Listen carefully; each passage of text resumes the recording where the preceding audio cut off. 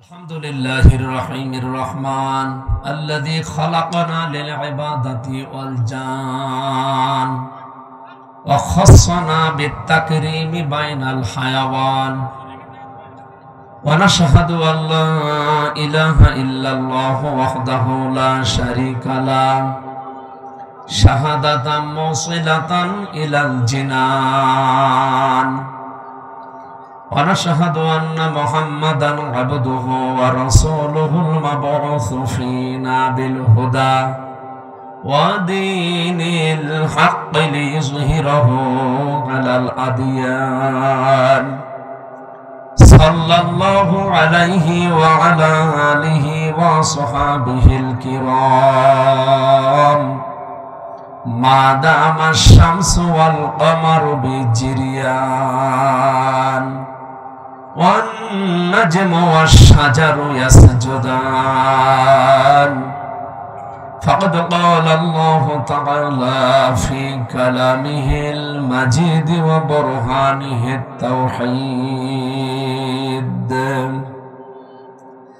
أعوذ بالله من الشيطان الرجيم بسم الله الرحمن الرحيم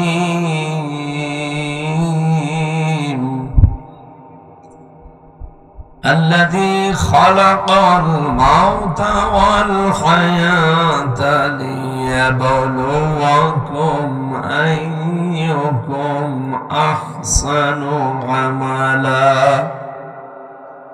وهو العزيز الغفور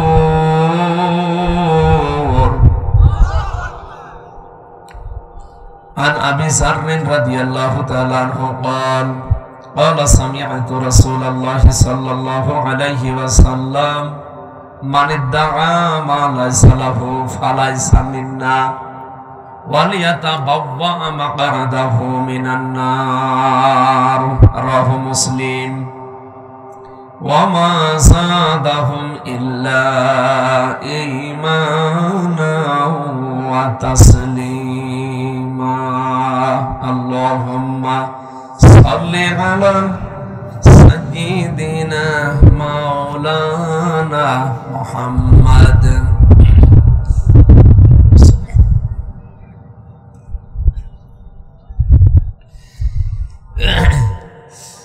জীবনে কখনো তুমি মিথ্যা বলনি তাই তো তোমায় পেতে কাঁদে ধরনি তোমারই মতো নেতা পেলে ফুটত সুখেরই গোলা জামেলি বকুল। আলহামদুলিল্লাহ। বাংলাদেশের ঐতিহ্যবাহী জেলা নাটোর, এটা সদর থানার অন্তর্গত জাঠিয়া দারুস সালাম হাফিজিয়া কওমি মাদ্রাসা তাফসীরুল কোরআন মাহফিলের সুনামধন্য সভাপতি জনাব মোহাম্মদ মাহবুবুল আলম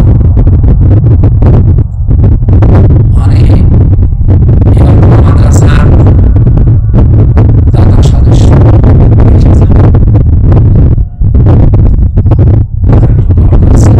ঠিক আছে, আমি দেখব ইনশাআল্লাহ।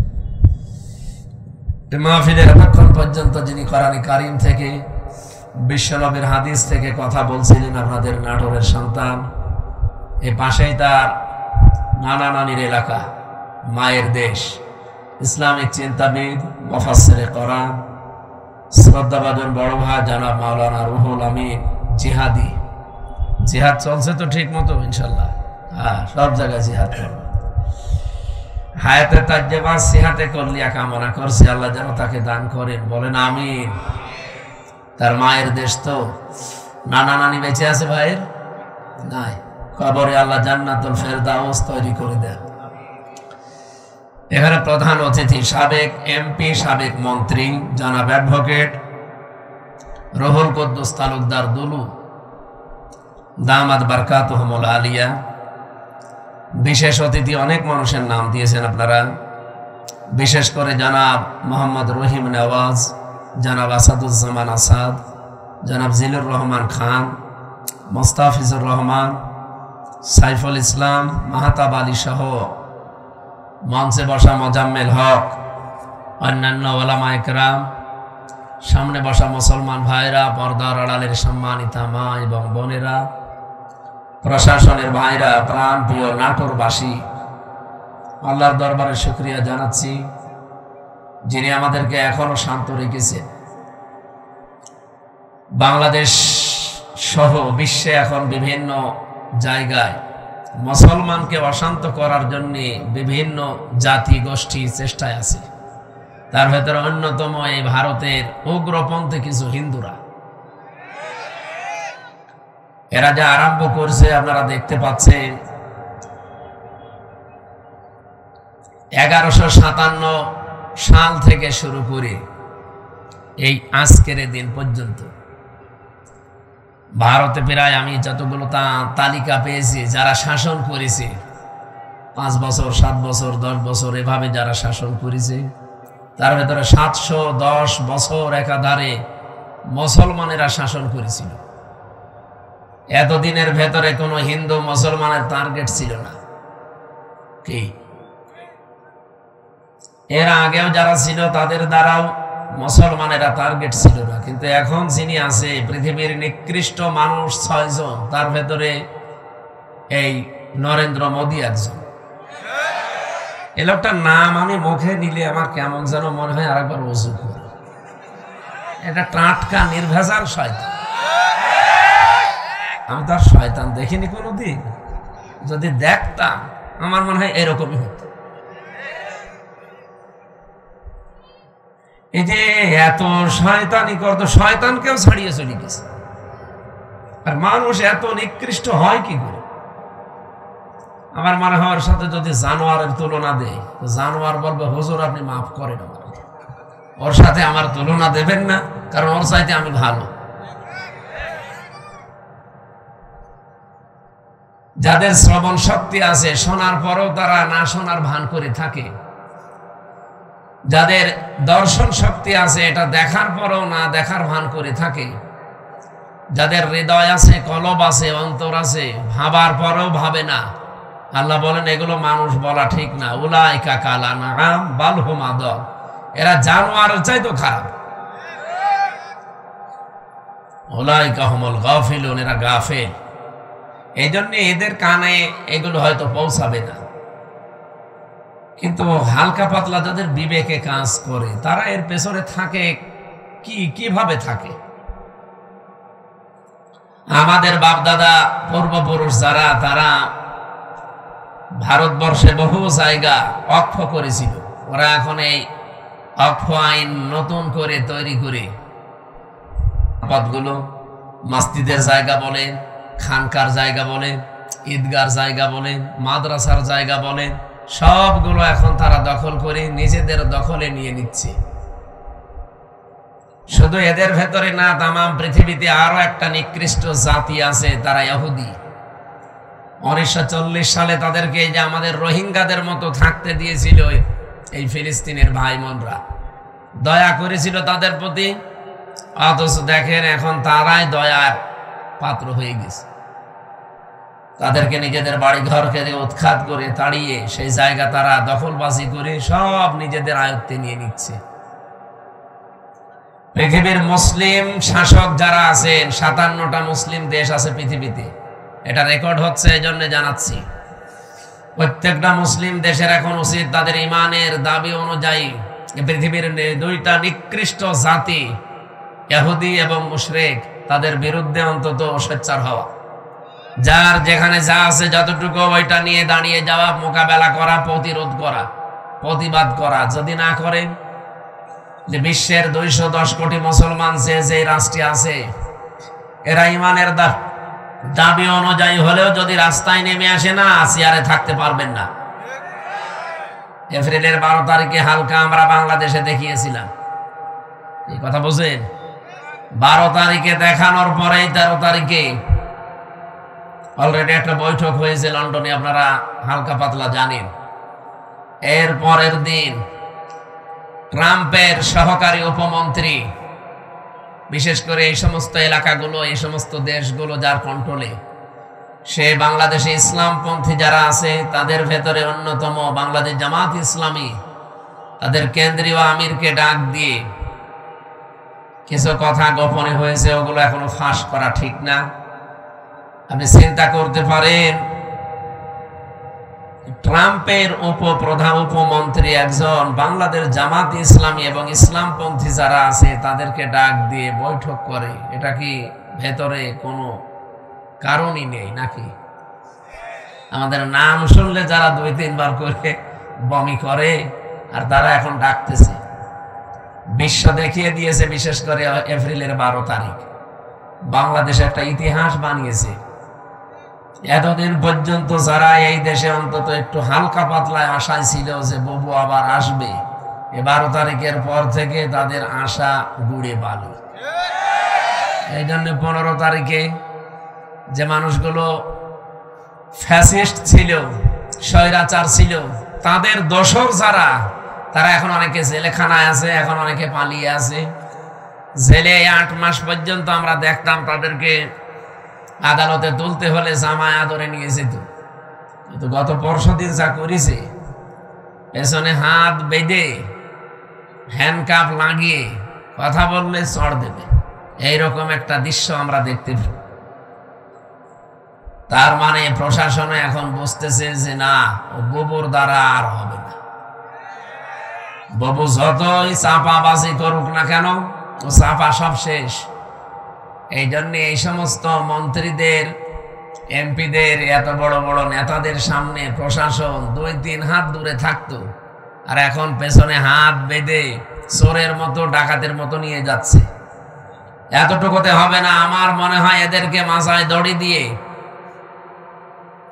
ডান্ডা বেড়ি পরিয়ে আলেমদের সাথে যা করেছে এই 15.5 বছরে ওদের সাথে তাই করা দরকার।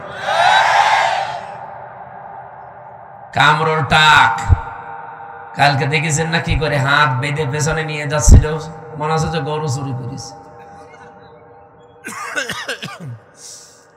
আসলে তো এগুলো চোর ছিল। আমরা চাচ্ছি এই যে এই দেশে যারা এখন খুব বেশি বেশি বলছেন যে নির্বাচন চাই, নির্বাচন চাই, প্রত্যেকেই আমরা এর পক্ষে আছি। কারণ এই দেশে যতদিন নির্বাচিত সরকার না বসবে ততদিন পর্যন্ত অনেকের ষড়যন্ত্র বন্ধ হবে না। এটা বন্ধ করার জন্য নির্বাচিত সরকার মাস্ট বি দরকার, কিন্তু তার চাইতেও আগে দরকার যে 2732 জন মানুষ জীবন দিল, তাদের রক্তের অন্তত কিছু দেখানো। কেন তারা রক্ত দিয়ে গেল? কোনো কাজ নেই? আপনি কি মনে করেন আবু সাইদের জীবনের কোনো দাম নেই? মুগ্ধর জীবনের কোনো দাম নেই? রায়হানের জীবনের কোনো দাম নেই? তারাও মূল্যবান ছিল, তাদের জীবনও তাদের কাছে আমাদের মতোই মূল্যবান ছিল।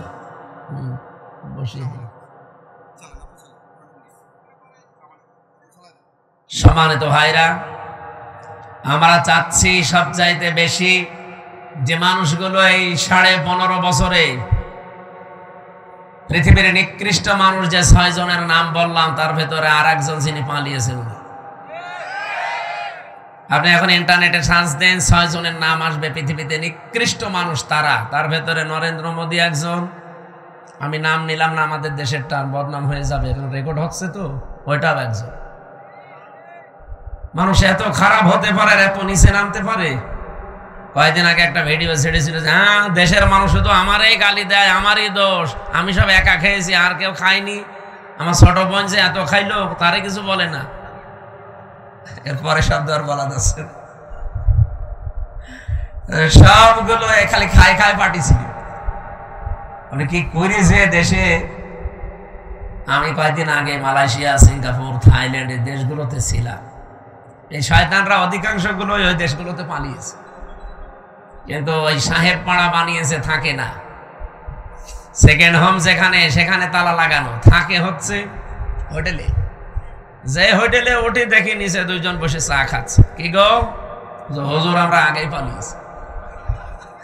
পালালেন কেন? এমন কাজ কেন করা লাগবে যে অন্তত চেয়ার শেষ হলে পালানো লাগে? আর আপনি পালিয়ে হোটেলে কয়দিন থাকবেন? আপনার না 620টা বাড়ি, একটা বাড়িতেও তো থাকতে পারেন না। আপনার মাথা খারাপ হয়ে যাওয়ার কথা না যে একটা লোক 620টা বাড়ি, ও এক একটা বাড়িতে যদি 1 বছর করেও থাকে,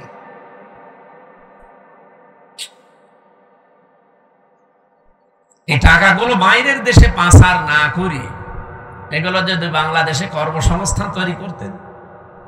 36 লাখ যুবক এখন বেকার বাংলাদেশে। এই মানুষগুলো দেখলাম বাইরের দেশে যে রাস্তা ঝাড়ু দেয়, রুটি বানায়, থালা বাসন মাজে, পায়খানা সাফ করে। এরা দেশে টাকাগুলো পাচার না করলে এই দেশের টাকা দিয়ে সম্মানজনক কর্মজীবন তৈরি করা যেত, কিন্তু নিজের এখন আর ভোগ করতে পারছেন না। আমাদের কপালেও আপনারা আগুন লাগিয়ে গেলেন। কি ঋণ এখন জানেন? এই দেশে এখন কেউ জন্ম নিলে 1,02,000 টাকা ঋণ তার মাথার উপরে, অথচ এগুলো সব জন্য দায়ী এই 1628 জন মানুষ মাত্র। এই 1628 জন যদি ঠিক হয়ে যেত না, এই দেশটা মালয়েশিয়ার মতো ঠিক 2004 সাল থেকে দাঁড়িয়ে যেত। মালয়েশিয়ার মতো দেশ এই বাংলাদেশের যদি প্রায় 5 ডবল এত বড় দেশ, অথচ এরকম সমতল ভূমি খুব কম, শুধু পাহাড় আর পাথর। এরকম একটা দেশকে মাহাতির মোহাম্মদ দাঁড় করিয়ে দিয়েছে, বিশ্বের বুকে আছে। আর আমরা যে জায়গায় ছিলাম আরো নিচে নামতেছে। বলে ডিজিটাল হয়েছে। কিসের ডিজিটাল? টাল হয়ে গেছে।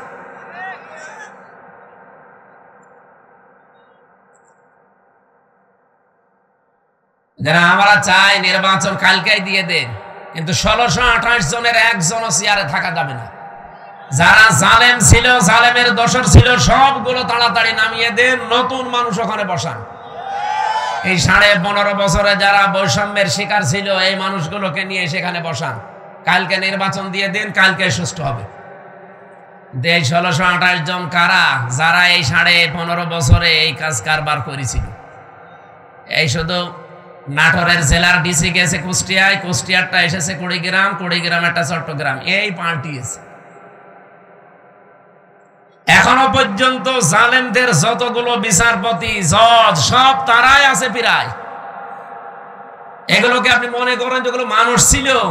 এই কালকে একটা বিচারপতির ভিডিও দেখছিলাম, ও এখনো পর্যন্ত হাসিনার গুণগান গায়।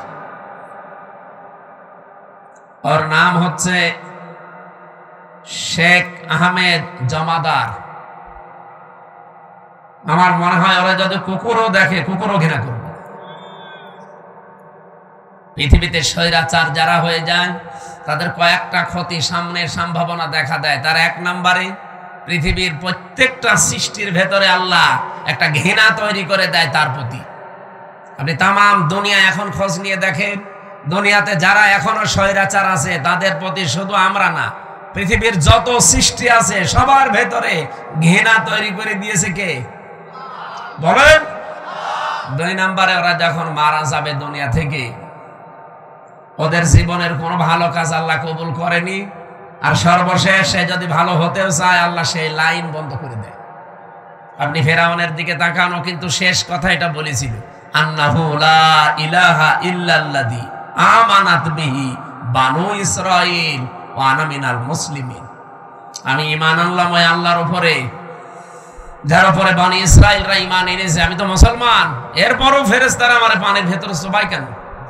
সম্মানিত ভাইরা, আমরা কথা তুলছিলাম কি পৃথিবীর ময়দানে আল্লাহ রাব্বুল আলামিন যত স্বৈরাচারের জীবনী আমি পড়েছি, এই মানুষগুলোর বড় ক্ষতি হচ্ছে ঘৃণা তৈরি করে দেয় সৃষ্টি জগতের ভেতরে তার প্রতি। 2 নম্বরে ওর শেষ ঠিকানা, যেটা জীবনের শেষ দিন পর্যন্ত যখন ভালো হওয়ারও চেষ্টা করে, ওকে আল্লাহ আর ভালো করার রাস্তা রাখে। এই লোকটা সর্বশেষ বলেছিল যে আমি ঈমান আনলাম, এরপরও ফেরেশতারা আমার এভাবে পানিতে চুবায়। আল্লাহ রাব্বুল আলামিন ডাক দিয়ে বলেন, আল আন, এখন, আকাদ আসাইতা ক্বাবলু ওয়া কুনতা মিনাল মুফসিদিন, এর আগে তুমি বড় সন্ত্রাসী ছিলে, স্বৈরাচার ছিলে, ফ্যাসাদকারী ছিলে। জমিনে তোমার জন্য আমার বান্দা বান্দিরা আতঙ্কে ছিল।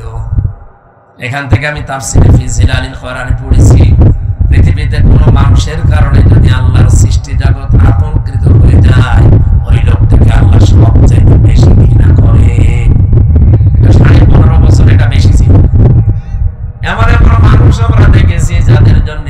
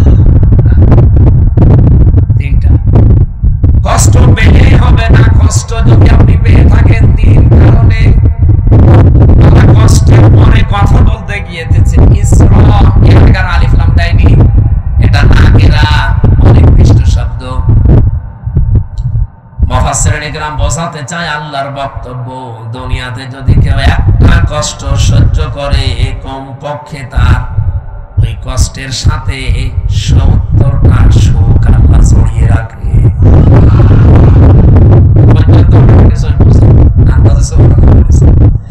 এবার আমি ব্যাখ্যা দেখছি, টিকায় পড়েছিলাম,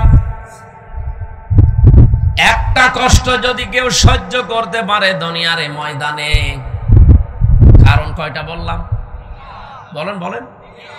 3 কারণের বাইরে যদি কষ্ট পান, তার জন্য আপনার জন্য 70টা সুখ আল্লাহ রেডি করবে না। নেই, হাসিনাও কিন্তু কষ্ট পেয়েছিল, কিন্তু এই 3 কারণের বাইরে। তো এই 3 কারণের কষ্ট আমাদের জীবনে আছে কিনা? 1 নম্বরে যদি আপনি কষ্ট পেয়ে থাকেন আল্লাহর জন্য, 2 নম্বরে রাসূলুল্লাহর জন্য, 3 নম্বরে মানবতার জন্য। কষ্ট কয়টা?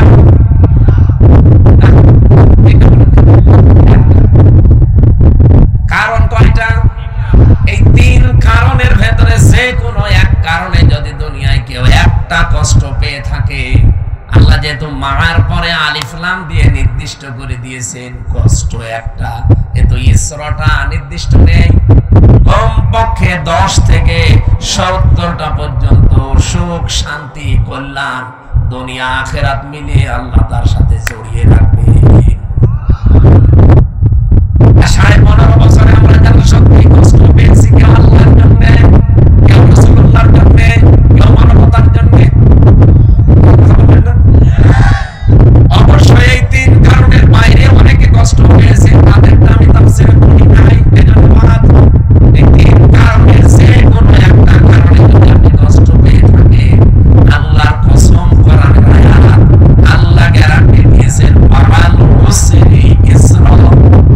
অবশ্যই দুনিয়া আখিরাত মিলে আপনাকে 70টা সুখ, শান্তি করাবে। শুধু করাবে না, শেষে অবস্থায় আছে করাবে। এবার যে আয়াতটা রিপিট করেছেন আল্লাহ, সৃষ্টির খবর পৃষ্ঠা দেখো, আল্লাহ পাক বলেন দুনিয়াতে কেউ যদি একটা সুখ পায় আর ওই সুখটা যদি অবৈধ হয়, আবার বলছি, আপনি যদি একটা সুখ ভোগ করেন দুনিয়ায় আর সুখটা যদি হয় অবৈধ, একটা সুখের কারণে কমপক্ষে 70টা দুঃখ, যন্ত্রণা, কষ্ট, অকল্যাণ আপনার সাথে আল্লাহ জড়িয়ে রাখবে। এবার আমি একটা একটা করে উদাহরণ বলছি। পৃথিবীতে অনেকেই কিন্তু সুখ পেয়েছে, অবৈধ সুখ, যেমন এই যে পরকীয়া প্রেম করে সুখ পায় না, এলাকায় সব নেই।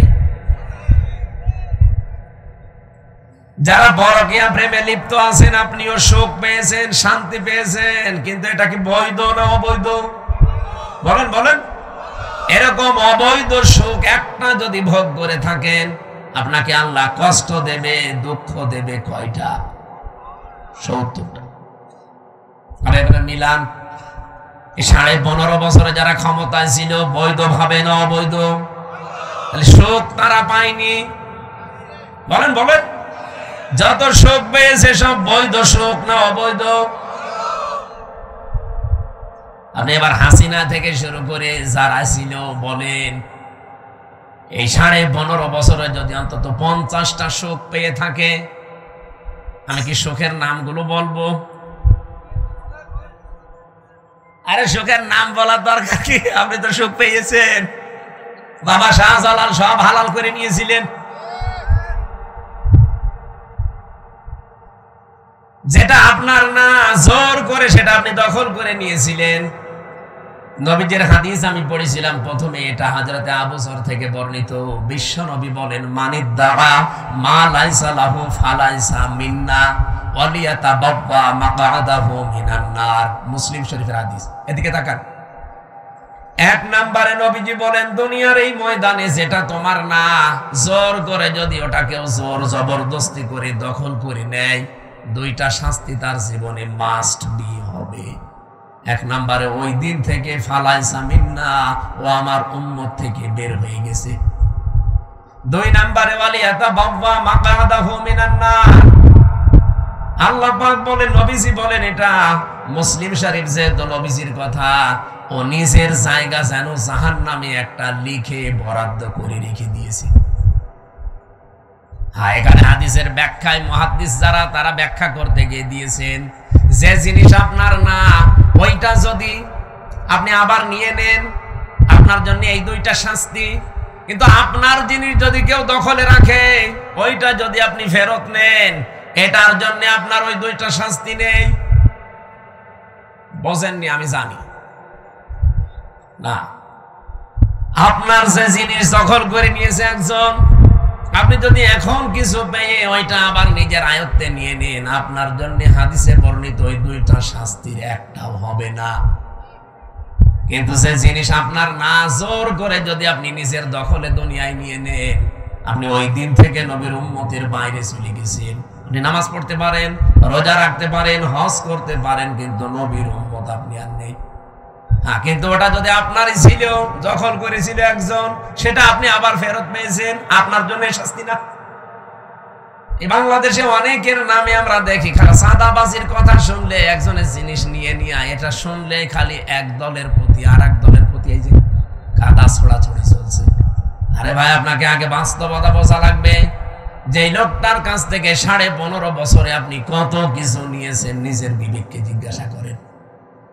এই মানুষগুলো যদি এখন সেগুলো ফেরত পায়, ফেরত নিয়ে নেয়, সে তো আর জোর জবরদস্তি করে নেয়নি, তার নিজের জিনিস সে নিয়েছে।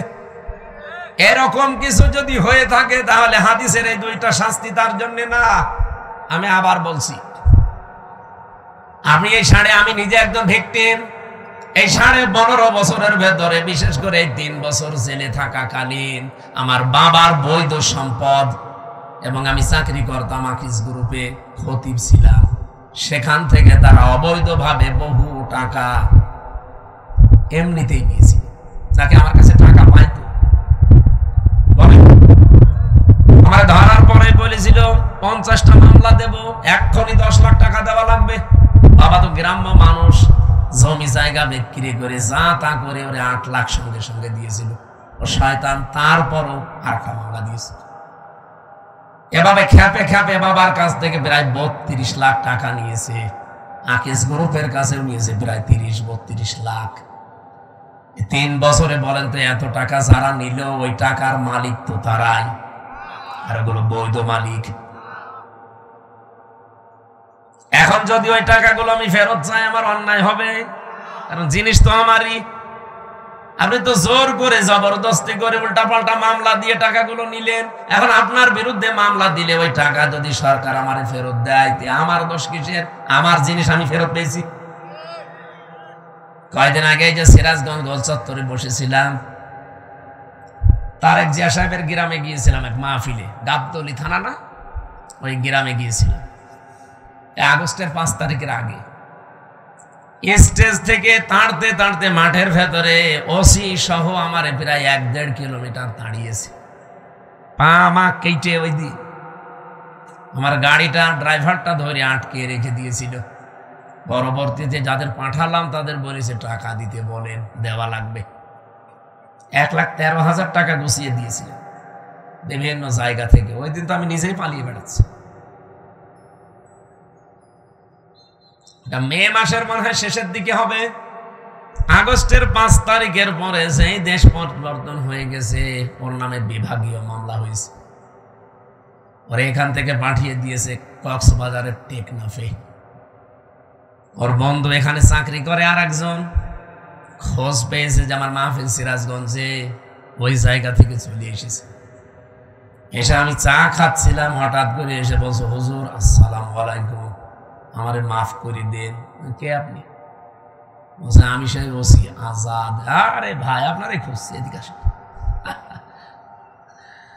আপনারাই খুঁজতেছি। আমি যে বেকার আমার গাড়িটা আটক করে নিয়ে এতগুলো টাকা নিলেন, আর আমার যে তাড়া দিয়েছিলেন, আমার বিভাগীয় মামলা হয়েছে, আমার চাকরি মনে হয় থাকবে না। আমারে দিয়েছে সেই বান্ধব কি কক্সবাজারের টেকনাফে। আমি অনেক কষ্ট করে এসেছি আমার এই বন্ধুর মাধ্যমে খোঁজ নিয়ে, আপনি আমার মাফ করে দিন।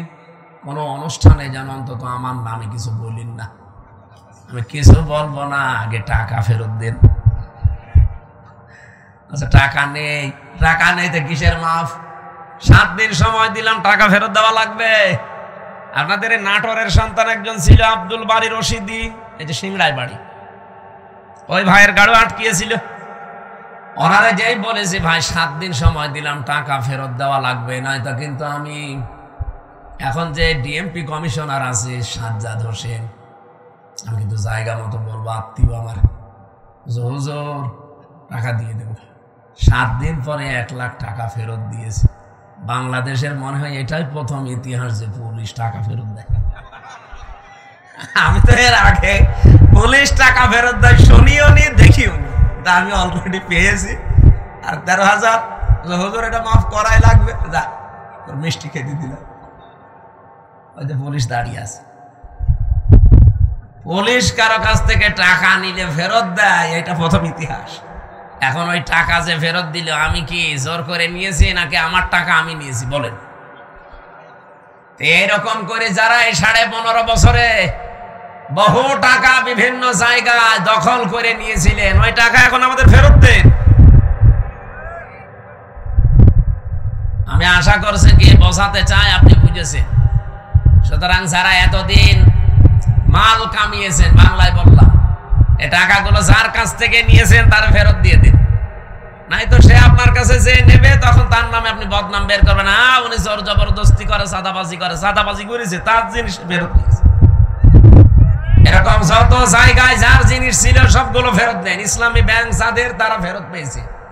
আরো কিছু আছে, আমরা চাই সবগুলো তার ফেরত দিয়ে দেন, নিজে দুনিয়া থেকে মুক্ত হন।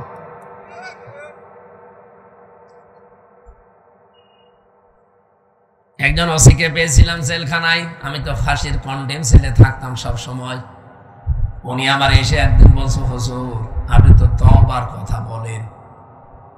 আমি ওখানে ভেতরে ওই ওয়াক্তীয় নামাজ পড়াতাম, আমার পেছনে নামাজ পড়ার জন্য অনেকে আসতো। নামাজের পরে 2-3 মিনিট করে কথা বলতাম। একদিন তাওবার বিষয়ে কথা বললে উনি আমারে বলছো, হুজুর আমি একটা তাওবা করেছি, দেখেন তাওবা হয়েছে কিনা। সেই যে নির্বাচন গেল, আমি বাইরে ছিলাম, এখন আমার 8 বছর জেল, এটা হত্যা মামলার।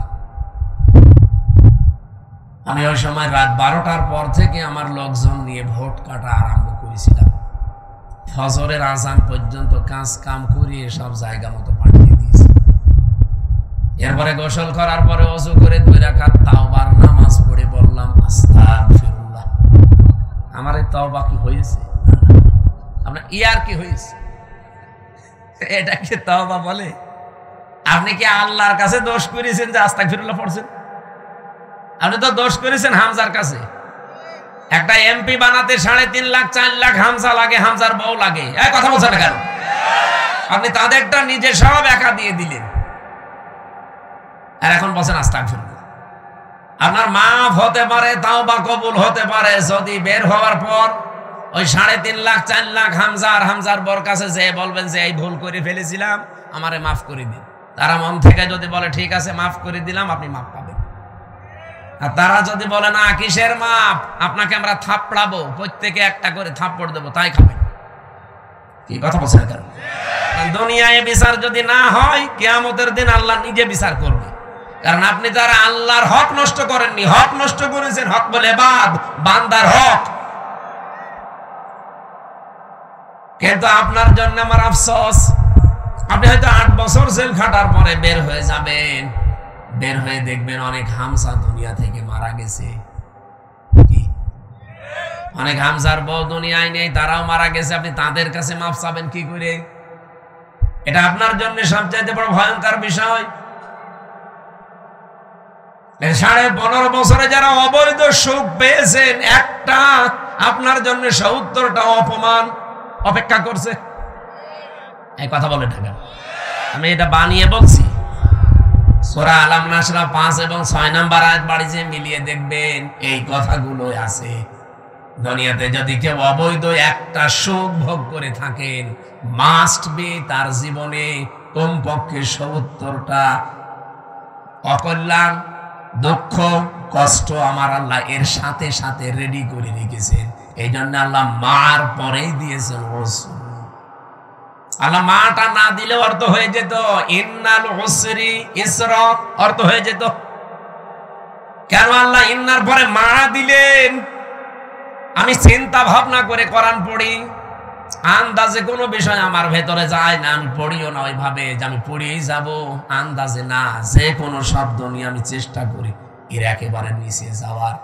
আমার এই ছোট্ট মাথার ভেতরে এখন এই গবেষণাটা এসেছে, দুনিয়ায় যদি কেউ একটা অবৈধ সুখ ভোগ করে থাকেন, আল্লাহ পাক দুনিয়া আখিরাত মিলে আপনাকে অপমান করবে কমপক্ষে 70টা।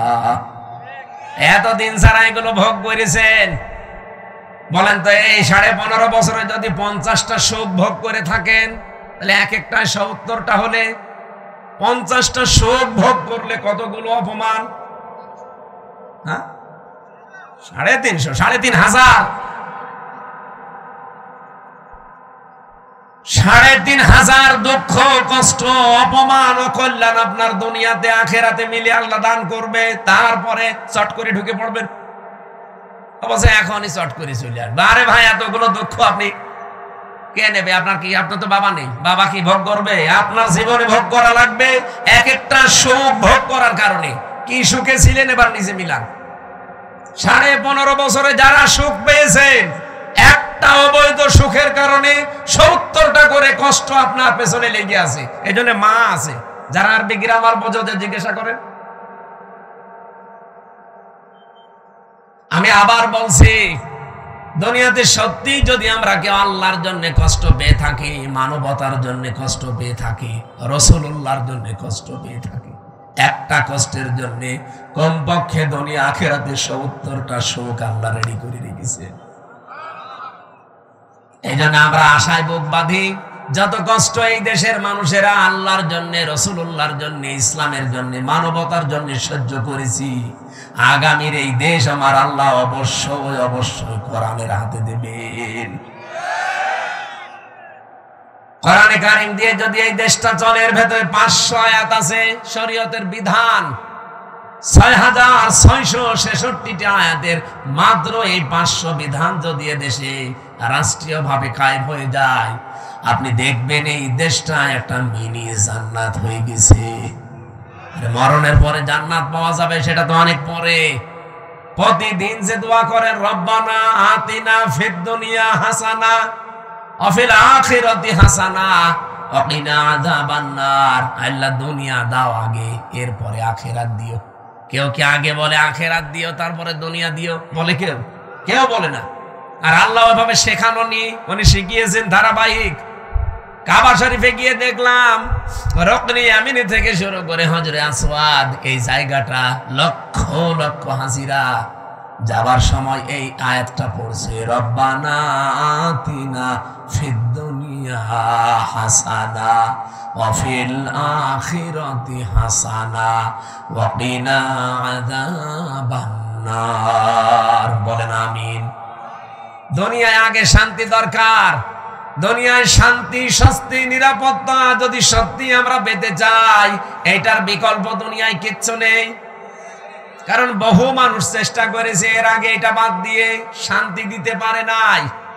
আপনি তাকান এই পৃথিবীর দিকে, কত মানুষ শান্তি দেওয়ার জন্য চেষ্টা চালিয়েছে, কিন্তু কাঙ্ক্ষিত মানের শান্তি দিতে পারে নাই। উন্নত দেশগুলোতে আপনি মনে করেন খুব শান্তিতে আছে, কোরআনের আইন বাদ দিয়ে না। বাইরের দেশগুলোতে আমাদের নরসিংদীর বাবুরহাটের মতো শান্তি পাইনি। রাত 8টা, 8:30টার পরে বড় বড় মার্কেট গুলো, শপিং মল সব বন্ধ করে দেয়, কারণ নিরাপত্তা দেবার মতো তাদের হাতে কোনো মাল ম্যাটারেস নেই। এত পাহারাদার, এত উন্নত প্রযুক্তি, এইটা যদি থাকে, তারপরও তো বাংলাদেশে এটা এখন নেই। মানে নরসিংদী বাবুরহাটে রাত 12টা, 1টা, 2টা নেই। দেখেন মানুষ কিভাবে ব্যবসা করছে। হযরত ওমর জানিয়েছিলেন, কোরআনের 500 আইন যদি পৃথিবীতে কায়েম হয়ে যায়, হাজরে আসওয়াদ থেকে হাজরা মাউত পর্যন্ত, সানাই থেকে হাজরা মাউত, এ বিশাল রাস্তা, একজন সওদাগার লক্ষ লক্ষ টাকার মালামাল নিয়ে চলতে থাকবে, একজন যুবতী মেয়ে পোড়া শরীরে গহনা গাঁঠি নিয়ে চলতে থাকবে। ওর মনের ভেতরে একটা ভয় কাজ করবে না, শুধু আল্লাহর ভয় বাদে অন্য কারো। আমরা তো ওই রকম পরিবার চাই, ওই রকম সমাজ চাই, ওই রকম দেশ চাই। টেকনাফ থেকে তেতুলিয়া পর্যন্ত একজন মানুষ লক্ষ লক্ষ টাকা নিয়ে আসবে, ওর মনের ভেতরে চিন্তার ভয় থাকবে না, চুরির ভয় থাকবে না, কোনো ডাকাতির ভয় থাকবে না, একটা ভয় থাকবে কার? বলেন বলেন।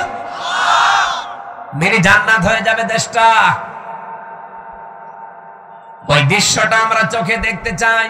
জীবনে প্রতিদিন আমার মনে হয় এই দোয়াটা আমি অন্তত যে কোনো একবার করি, আল্লাহ পৃথিবীতে কিছুই যদি তোমার কাছে কবুল না হয়, 3টা বছর বিনা কারণে জালেমদের জিন্দানখানায় বন্দী ছিলাম, কষ্ট তো কম বেশি পেয়েছি, ওরা আর আমাদেরকে আরো বেশি কষ্ট দিয়েছে। আমি তারেক জিয়া সাহেবের পিএস জনাব মিয়া নুরুদ্দিন অপু ভাই, ওনার বন্ধু গিয়াসউদ্দিন মামুন ভাই, এই 2 জনের সাথে আর আল্লামা মামুনুল হক, এই 4 জন আমরা পাশাপাশি ছিলাম 3 বছরে। মিয়া নুরুদ্দিন অপু ভাই আর মামুনুল হক, এই 2 জনের যে স্যাক্রিফাইস আমার প্রতি আমি জীবনও বলতে পারবো না। এই জন্য যেখানে যাই আমি অপু ভাইয়ের জন্য, মামুন ভাইয়ের জন্য, মামুনুল হকের জন্য আগে দোয়া করি নেই, আল্লাহ পাক দুনিয়া আখিরাতে তাদের যেন উত্তম পুরস্কার দান করেন। বহু কষ্ট পেয়েছে লোকগুলো বিনা কারণে, বিশেষ করে অপু ভাইয়ের মতো মানুষ। এখন পরিবর্তন হয়ে গেছে যতটুকু, কি কষ্ট দিত এই মানুষটা। 24 ঘন্টা সিসি ক্যামেরা লাগিয়ে, 2 জন পাহারাদার আমাদের 4 জনের জন্য আলাদা বসানো, 24 ঘন্টা তালা লাগানো, ফাঁসির কন্ডেম ছেলে। মনে হচ্ছে আমরা কি করেছি। খালি ওনাদের তারেক জিয়ার সাথে সম্পর্ক আর আমাদের ইসলামের সাথে সম্পর্ক এই। তাছাড়া আমার কি দোষ পেয়েছিল বলে? আমারে মামলা দিয়েছে, আমি নাকি আনসারুল্লাহ বাংলা টিমের প্রধান, কি অসাতা আমি জানি না। সেই ভুয়া মামলা দিয়ে 3 বছর রেখে দিল। আরে জেলে দিলেও তো থাকা যায়, নাটোরে তো জেলখানা, জেলা কারাগার গুলোতে থাকা আর বাড়িতে থাকা প্রায় সমান। কিন্তু আমাদের গেছিল হাই সিকিউরিটি জেলে, ফাঁসির সেল, কন্ডেম সেল, ওর ভেতরে আবার 24 ঘন্টা তালা লাগানো দিত। একবার কারারক্ষী দেবদুল্লাহ বললাম যে স্যার একটা বই নিয়ে এসে দিতে পারেন না? হুজুর আমার সুন্দর সুন্দর বই আছে, একটা নিয়ে দেব। এসে দেখিয়ে দিয়েছে বঙ্গবন্ধুর আত্মজীবনী। এটা পড়ে করবো কি? না, অনেক জ্ঞান আছে এর ভেতরে, পড়েছিলাম। ওরাটা কি করবো, কোনো বই নেই তো, সারাদিন সারা রাত ওই বই। কয়েকদিন পরে থেকে আবার দায়িত্বে এসেছে, বললাম যে ওই বই শেষ হয়ে গেছে, আর একটা ভালো বই নিয়ে এসে দেন। এবার নিয়ে এসে বঙ্গবন্ধু ছেলেবেলা। আপনি আর বই পান না? ওখানে বঙ্গবন্ধু কর্নারে শুধু এই বই আছে। পরের দিন আর একটা বই দিল, বঙ্গবন্ধুর চীন সফর। রাগ করে বললাম আপনি আর কোন বই নিয়ে আসবেন? আপনি যদি পারেন, হিন্দু মানুষ তো, আপনার কাছে তো বলে লাভ নেই, কোন মুসলমান কারারক্ষী অন্তত দায়িত্বে আসুক। আশরাফুল বলে একজন আসলো, ওর এখানে নাম লিখা, মনে করলাম যাক, এরা আর কিছু না, হালকা পাতলা ইমান তো আছে। বললাম যে ভাই আপনি একটু তাফসীর নিয়ে এসে দেন তো। সারাদিন এই বসে থাকা, 24 ঘন্টা তালা লাগানো, আপনি তো সূর্যের আলো নিতে দেন না। আল্লাহর ইশারা 2টা তাফসীর নিয়ে এসেছে দেখি, ফিজিলালিল কোরআন আর তাফহিমুল কোরআন। এই পৃথিবীতে 42টার উপরে তাফসীর আছে, সবচাইতে বেশি আমি ভালোবাসি এই 2টা তাফসীরকে, আর আল্লাহও মিলিয়ে দিয়েছে এই 2টায়। ওখান থেকে বসে বসে যতগুলো বিষয় আমি নোট করেছিলাম, ওরা তো লিখতে দেয়নি ভালোভাবে, চুরি করে করে যা করেছিলাম ওইটা আজকের তেলাওয়াতকৃত আয়াতের ভেতরে হালকা আছে। আমার এবার কোরআন থেকে আরম্ভ করি নাকি নাকি কষ্ট হয়ে যাচ্ছে, একটু বেশি সময় হয়ে গেল। জবান খুলে সূরা মুলকের 2 নাম্বার আয়াত, মাত্র একটা আয়াত পড়েছি। এ মাথার ভেতরে আয়াত নিয়ে যত কথা সাজানো আছে, সারা জীবন যদি বলা যায় তাও শেষ হবে না, এত কথা আছে আয়াতে। আমরা তাফসীর আকারে পড়বো এবং তাফসীর আকারে বলবো ইনশাআল্লাহ। জবান খুলে কোরআনের সোনালী আয়াত পড়েন।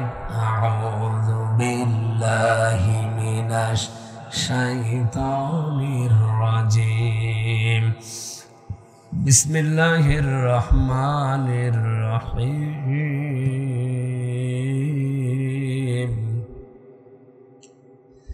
আল্লাযী খালাকাল মাউতা ওয়াল হায়াতা লিয়াবলুয়াকুম আইয়ুকুম আহসানু আমালা ওয়া হুয়াল আজিজুল গফুর। সাদাকাল্লাহুল আযীম। কোন সূরা জানো? মুলক। মুলক মানে রাজত্ব। মুলক মানে আমরা যাই ভাবি, যাই করি না কেন, যাই চিন্তা ভাবনা আমাদের থাক, বিভিন্ন রাজনৈতিক দল করার কারণে আলাদা চিন্তা ভাবনা থাকতে পারে, কিন্তু রাজত্বের আসল মালিক কিন্তু আল্লাহ। এটা আপনাকে বিশ্বাস করা লাগবে। যদি এর ভেতরে অন্য কেউ ঢোকে আপনি মুশরিক। এক কথা বলছেন, রাজত্বের মালিককে ক্ষমতায় পৃথিবীতে কেউ দিতে পারবে না। আপনাকে ক্ষমতায় দিতে পারবে শুধুমাত্র আমার আল্লাহ। হ্যাঁ, আপনার যদি অন্য কোনো বিশ্বাসের ভেতরে ঢোকে যে না আমেরিকা আমারে পারবে, ভারত আমারে পারবে, জনগণ আমারে পারবে, আল্লাহর কসম আপনার ঈমান শেষ, আপনি মুশরিক হয়ে গেছেন। কিয়ামতের দিন আমল লাখ লাখ যদি মানুষের কমও থাকে, কিন্তু ঈমানটা যদি তার নির্ভেজাল থাকে, আমার আল্লাহ তারে মাফ করে দেবে। আমল আপনি গাড়ি গাড়ি করেছেন, কিন্তু ঈমানের ভেতরে যদি ভেজাল থাকে, ওয়াকাদিমনা ইলা মা আমিলু মিন আমালিন ফাজআলনাহু হাবাআম মানসুরা।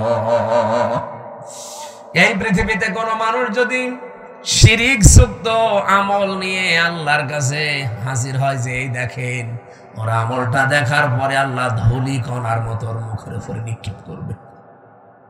আল্লাহর এক বান্দা আয়াতটা নিয়ে চিন্তা করছিলেন।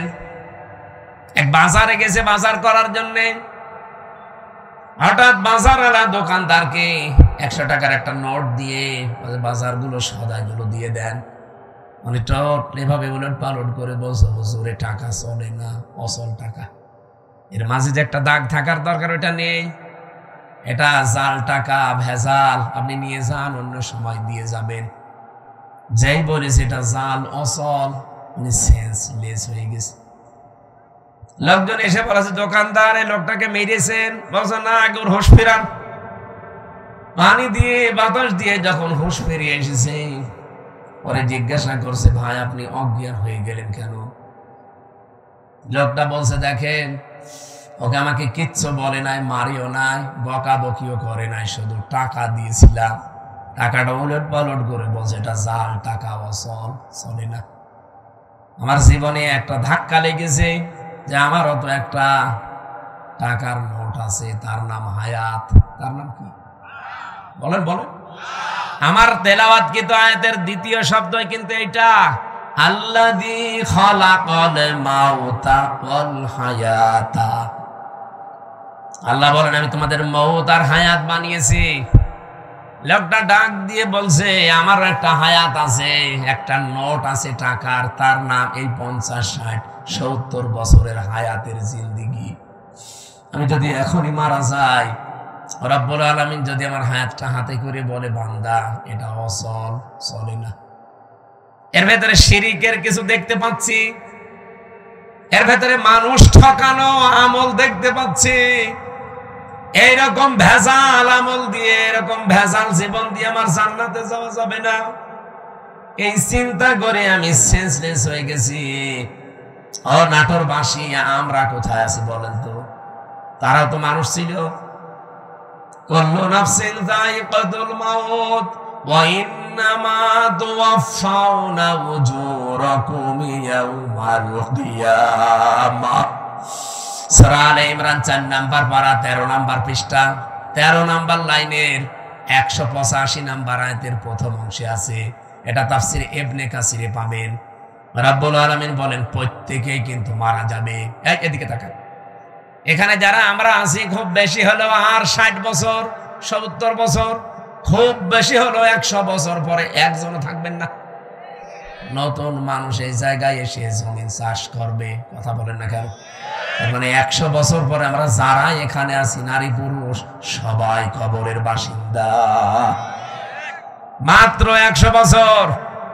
আর যদি 200 বছর পরে আপনি এই নাটোরের এই জাঠিয়ান এলাকায় এসে যদি বলেন এই বাড়ি আমার, ওই বাড়িতে ওই সময় যারা বসবাস করবে তারা আপনাকে চেনে না, কি আর আপনিও তাদেরকে চেনেন না, কিন্তু বাড়ি ঘর আপনার, আপনি চিনতে পারছেন। এখন এসে যদি বলেন এই বাড়ি আমার, আল্লাহর কসম আপনাকে ঢুকতে দেবে না। আমি আমার নিজেরটা বলছি, এই যে কোরআন আমার সামনে, আমি জেলখানায় গিয়ে এগুলো আরো বেশি উপলব্ধ করতে পেরেছি, কারণ একা একা থাকতাম। আমার বাবার নাম রিয়াজউদ্দিন, তার বাবার নাম জাহান আলী, তার বাবার নাম নমাজ আলী, এরপরে আমি আর চিনি না। সত্যি কথা বলছি, এরপরে পুরুষ আমি আর চিনি না। আর আমি নমাজ আলীকে দেখি নাই, আমি জাহান আলী পর্যন্ত দেখেছি। এখন এই নমাজ আলীর বাবা মাত্র ৭০-৭২ বছর আগে মারা গেছে। এই লোকটা এখন যদি এসে বলে কুষ্টিয়ায় এই ২ তলা বাড়ি আমার, এই ভিটা আমার, দাঁত মুখ খুলে ফেলবো না? ভণ্ডামি করা যায়? কিসের নমাজ আলীর বাপ আপনি? আমি তো নমাজ আলীকে চিনি না। এক কথা বলছেন এখন বলেন তো, আমার বাবা রিয়াজউদ্দিন, জাহান আলী, নমাজ আলী, তারপরে আমি চিনি না। আমি তাও ৩ পুরুষ পর্যন্ত বললাম। এ ভাইরে জিজ্ঞাসা করেন তো, ৩ পুরুষও পারবে না? ২টা পারবে মনে হয়। তাহলে ওনার ৩ পুরুষের আগে ৪ নাম্বারটা যদি এখন এসে নাটোরে ওনার বাড়িতে বলে যে এটা তো আমার বাড়ি ছিল, আমি এখানে থাকতে চাই, কসম আল্লাহর যত বড় দাড়ি হোক ও বাড়ি উঠতে দেবে না। বলবো আপনার জায়গা না থাকলে মসজিদে থাকেন, সকালবেলা চলে যান। এই যে পাশের জেলা রাজশাহী, ৩ দিন আগের ঘটনা কি ঘটেছে দেখেছেন? ৪টা ছেলে মেয়ে লোকটার, অথচ ট্রেনের নিচে মাথা দিয়ে মরে গেল। ৪টা ছেলে মেয়ে, ৮ মাস আগে তার বউটা মারা গেছে। না, আমি শুধুমাত্র ওই ছেলে মেয়েকে দোষ দেই না, ও বাবারও দোষ আছে। কারণ কোরআনে কারিমের যে নির্দেশগুলো ছিল সন্তান হওয়ার পরে 11টা, আপনি খালি জন্ম দিয়ে ছেড়ে দেবেন তা না। ওই 4টা ছেলে মেয়েকে যদিও কোরআনে বর্ণিত 11টা শিক্ষা দিত, যে বৌমা 2টার কারণে লোকটা আত্মহত্যা করলো, ওই রকম বউ ছেলেরা 14টা বাদ দিয়ে দিত। আমাদের জাতির পিতা হযরত ইব্রাহিম আলাইহিস সালাম তার সন্তান ইসমাইলকে বলেছিলেন যে তোমার ঘরের চৌকাঠটা পাল্টিয়ে ফেলো, তার মানে তোমার এই বর আচরণ ভালো না, এরে পাল্টিয়ে ফেলো। উনি কিন্তু বুঝে ফেলেছিলেন যে বাবার মনে দুঃখ দিয়েছে। এই জন্য এখানে একটা মাসলা বের হয়, আপনার বাবা যদি ইসলামী কোনো কারণে আপনার বউ বাদ দিয়ে দিতে বলে, বাবার কথা অনুযায়ী বউ বাদ দেওয়া জায়েজ আছে, কিন্তু 4 কারণে। আপনি বাবা ওই যে যৌতুকের টাকা পাইনি এই জন্য বাদ দিতে বলছে, ওই রকম বাবার কথা মানা যাবে না। এরকম বাবা আছে না, যে চাহিদা ছিল সে পর্যন্ত হয়তো পূরণ করতে পারেনি। এমনকি অনেকে এই যে বরযাত্রী নিয়ে যাওয়ার সময় ছেলের বাবা এই কথা বলে যে বিয়ায় আমি কিচ্ছু চাই না, শুধু 500 লোক খাওয়াবেন। আপনি কি ফকির নাকি? আর বরযাত্রী যাওয়ার এই সিস্টেমটা বন্ধ করা দরকার। এটা ইসলাম না, এটা হিন্দুদের কালচার। কোথায় পেয়েছেন এই সিস্টেম? বরযাত্রী ইসলামে আছে, ইসলামে আছে অলিমা। অলিমা ছেলের বাড়ি হয় না মেয়ের বাড়ি হয়? আর যে বরযাত্রী কোন বাড়ি? কোথায় পেয়েছেন ভণ্ডামি? এটা বাদ দেওয়া লাগবে আজকে। যারা এখানে আছেন মুসলমান, অন্তত অন্য ধর্মের লোক নেই, আজকে থেকে হিন্দুদের এই কালচার বাদ। কোন বাড়িতে কেউ বরযাত্রীর দাওয়াত দিলে যাবেন না। বলে না হারাম, আমি খাবো কোন কারণে? কারণ মেয়ের বাবা যদি মন থেকে আপনাকে কিছু না দেয়, যা নেবেন একটা পান নিলেও পানটাও হারাম। আর আপনি মরণের খাওয়া খান, যে 10 পিস করে গোস্ত খায়, তারপরও বলে না কিছুই হয়নি। তোর হবে কি করে? ও তো রাক্ষস। বরযাত্রী যাওয়া যাবে? গিয়েছেন কোনদিন? এটা বন্ধ করা লাগবে। অলিমা করবেন, অলিমা করা যায় যাচ্ছে। আমি এই কথাটা 3-4 বার বলতাম না, কারণ আমার ছেলে নেই, আমার 3টা মেয়ে, আমার আবার বাঁচা লাগবে না। যদিও ইসলামেও আছে, তারপর আমার নিজেরও বাঁচা লাগবে ভাই। বারবার করে বলছি বরযাত্রী যাওয়া, অলিমা করা হয় ছেলের বাড়িতে, ছেলের বাবারা বুঝুক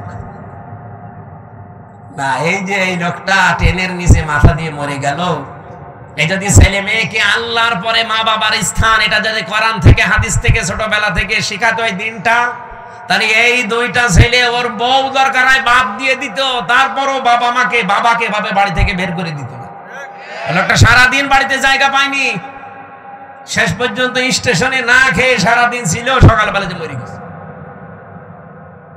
এরকম সন্তান যেন কারো না হয়। আরে সন্তানের তো শুধু দোষ না ভাই, আপনি ওইভাবেই তৈরি করেছেন তাকে। আল্লাহর পরে যে আপনার স্থান সে তো জানেই না। এখানে মাসলা হচ্ছে বাবার কথা যদি শরীয়ত সম্মত হয়, বাবা যদি বলে বউ রাখা যাবে না, এর ভেতরে আমি শরীয়তের এই জিনিসগুলো ভুল পাই, তাহলে বাদ দিয়ে দেওয়া লাগবে। কিন্তু মায়ের কথা শুনে বউ তালাক দেওয়া জায়েজ নেই। এই মাসলাটা মনে রাখবেন। বাবার সম্মান কিন্তু মায়ের চাইতে খুব বেশি না, 3 গুণ বেশি মায়ের মর্যাদা। কয় গুণ? কিন্তু মায়ের কথা শুনে কেউ বউ তালাক দেওয়া জায়েজ নেই, কারণ শাশুড়ির সাথে আর বৌমার সাথে সম্পর্ক মেয়ে আর মায়ের মতো জীবনও হয়নি, হবেও না। আর যেখানে হয় সেটা একেবারে সোনায় সোহাগা। শাশুড়ি যারা এসেছেন, বৌমা যদি আপনার ছেলেকে ভালোবাসে বেশি, তার সাথে অন্তত অন্তরঙ্গ থাকে বেশি। অনেক শাশুড়ি বলে আমার বৌমা আমার ছেলের দখল করে ফেলেছে।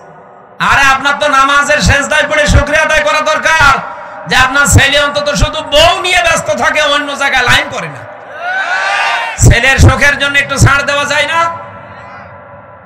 এখানে যারা শাশুড়ি বসে আছেন, অবশ্যই আপনাকে ছাড় দেওয়া লাগবে, কারণ আপনার ছেলের সুখের জন্য 10 মাস 10 দিন আপনি কষ্ট করেছিলেন, 22 থেকে 25 বছর একাধারে কষ্ট করলেন। এখন আরেকজনের হাতে অন্তত সে আছে, তার সুখের জন্য একটু স্যাক্রিফাইস করা লাগবে আপনাকে। এরকম শাশুড়ি আমরা চাই। এরকম মা আমাদের দরকার নেই। এই মার এদিকে মন পাওয়া যায় না, ওদিকে বউর মন পাওয়া যায় না, শেষে আমরা রোগী হয়ে যাই। এরকম পরিবার দেশে নেই, বলেন নেই না? সম্মানিতা শাশুড়ি যারা আছেন, আপনাদের আমি হাতে পায়ে ধরে বলছি, আপনার বৌমার সাথে আপনি মেয়ের মতো ব্যবহার করেন। পরিবারে হালকা শান্তি আনতে হলে এটা আপনার লাগবে। খালি খাই খাই নাই নাই এ করে করে যে অশান্তি তৈরি করে রাখেন ছোটখাটো জিনিস নিয়ে। হয়তো বৌমার জন্য 1000 টাকার একটা শাড়ি কিনেছে, মায়ের জন্য 800 টাকা দিয়ে, 200 টাকা কম বেশি, এই ঝগড়া চলছে। বেশি বলে ফেললাম। এরকম পরিবার দেশে নেই? আপনি মনটা উদার করতে পারেন না যে আমি তো সারা জীবন অন্তত ভোগ করেছি, এখন যুবতী মেয়ে ওরা করুক। আর আপনার বাইরের মানুষ হতো আপনার ছেলের অন্তরঙ্গ, হয়তো শান্তিতে থাকলে আপনার ছেলেও শান্তিতে থাকবে। বহু পরিবার এরকম অশান্তি দেখি শুধুমাত্র এই শাশুড়ির ছোট মনের কারণে। নাটোরে আমার মনে হয় বেশি বলা হয়ে গেল। আছে এরকম মানুষ, আমি জানি। সম্মানিতা মা বোন যারা এসেছেন, বিশেষ করে পুত্রবধূ, আপনি আর 100 বছর পরে বললাম তো থাকবেন না। আল্লাহর কসম, দুনিয়া যেহেতু থাকার জায়গা না, শাশুড়িকে নিজের মায়ের মতো ভাবতে শুরু করেন আজকে থেকে। কিন্তু মুরব্বী মানুষের কিছু উল্টা পাল্টা হতেও পারে। নিজের মা বাবা ভুল করলে তো মাফ করে দেন। আর অন্যের মা এখন মনে করছেন শাশুড়ি তো আমার মা না, কিছু হলে স্বামীর কানে তুলে দেন, তার মনটাও তো খারাপ হয়ে যায়। আর আমি নিজে একজন স্বামী, যত স্বামী এখানে বসে আছে প্রত্যেক স্বামীর পক্ষ নিয়ে বলতে পারি, আপনি যদি সত্যি আমার মন চান, আমার মাকে বাবাকে নিজের মা বাবার মতো আপনাকে মনে করা লাগবে, নয়তো জীবনও আপনি আমার মন পাবেন না। হয়তো উপরে আপনাকে ভালোবাসবো আমার ছেলে মেয়ের কারণে, কিন্তু জীবনও আপনি আমার মন পাবেন না। আশা করছি এটা একটু ছাড় দেবেন, নিজের মা বাবার মতো আপনি মনে করে দেখেন, দেখেন পরিবারটা একটা মিনি জান্নাত হয়ে যাবে। বিশ্বনবী জানিয়েছেন, পরিবার যখন কোন স্ত্রী লোক মারা যায় অবস্থায় যে তার স্বামী তাকে দেখে বলে যে না, আমার বউ কিন্তু সত্যি আমার মন মতো ছিল। নবীজি বলেন, এই স্বামী স্ত্রীর লাশ দেখে যদি গ্যারান্টি দিতে পারে ওই স্ত্রী জান্নাতি। নামাজ পড়ে নাই, রোজা রাখে নাই, পর্দা করে নাই, কথাগুলো এখানে নেই। খাদিজাতুল কুবরার পুরা জীবনী পড়লাম, জীবনে 1 ওয়াক্ত নামাজ পড়েননি, একটা রোজা রাখেননি, জীবনে একদিনের জন্য পর্দায় থাকেননি, জীবনে একটা হজও করেননি, একটা টাকা যাকাতও দেননি। কিন্তু তাকে আমার আল্লাহ নিজে সালাম পাঠিয়েছেন। এই একজন মাত্র মহিলা পৃথিবীতে যাকে আল্লাহ নিজে সালাম দিয়েছেন, আর নিজে জান্নাতে ঘর বানিয়ে তার জন্য সুসংবাদ পাঠিয়েছেন এই একটা মাত্র মহিলা। অথচ জীবনে কোনোদিন নামাজে 1 ওয়াক্ত পড়েননি, একটা রোজা রাখেননি, জীবনে একদিনের জন্য পর্দায় ছিলেন না। কারণ কি? কারণ এগুলো সব নাজিল হয়েছিল তার ইন্তেকালের পরে। কথা বোঝেন? এই বিধানগুলো সব নাজিল হয়েছিল তার ইন্তেকালের পরে, এজন্য উনি করতে পারেননি। কিন্তু আল্লাহ তাকে সালাম দিয়েছেন এবং ঘর জান্নাতে বানিয়ে আলাদা তার জন্য পাঠিয়েছেন। এমন একটা ঘর খাদিজার জন্য আল্লাহ বানিয়ে রাখলেন যে ঘরের ভেতরে কোনো নয়েজ নেই, কোনো আওয়াজ নেই, গোলমাল মুক্ত। তার জীবনী পড়তে গিয়ে আমি ব্যাখ্যায় পেয়েছি এটা একটাই মাত্র কারণ। কি? একটাই মাত্র কারণ, হযরতে খাদিজাকে আল্লাহ জান্নাত দেওয়া, সালাম দেওয়া, যে জীবনে কোনোদিন তিনি স্বামীর মনে একদিনের জন্য দুঃখ দেয়নি। স্বামী যখন বাইরে থেকে আসতো ঘরটা নয়েজ মুক্ত রাখতেন, আওয়াজ মুক্ত রাখতেন, একটা নির্মল শান্ত পরিবেশ তৈরি করে দিতেন ঘরটায়, মনে হচ্ছে বাইরে থেকে এসে জান্নাতে আছে। আল্লাহ এত খুশি হয়েছিলেন স্বামীর এই আচরণটায়, নিজে সালাম তো পাঠিয়েছেন, আবার জান্নাতে ওরকম একটা আলাদা ঘর বানিয়ে সুসংবাদ পর্যন্ত দিয়েছে। আমি নিজে স্বামী সহ যত স্বামী এখানে বসে আছি, আমি গ্যারান্টি দিয়ে বলতে পারি, একটা স্বামী এখন হাত তুলতে পারবেন যে জীবনে কোনোদিন একদিনের জন্য আমার স্ত্রী আমাকে একটা দুঃখ দেয়নি? হাত তোলেন তো। নেই।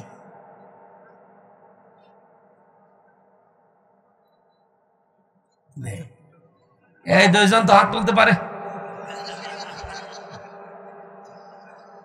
ক্যামেরা এদিকে মারো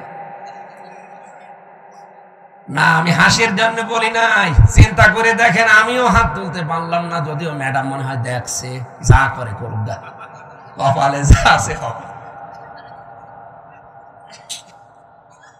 কি আশ্চর্য মেয়েরা, এই যে হাজার হাজার মহিলারা বসে আছে, ওরা মনে করে নামাজ পড়লে, রোজা রাখলে আর কালো বোরকা পড়লে আমি জান্নাতি। কে বলেছে আপনাকে? খাদিজা তো জীবনে এক ওয়াক্ত নামাজ পড়েনি, একটা রোজা রাখেনি, একটা দিনের জন্য পর্দা ছিল না।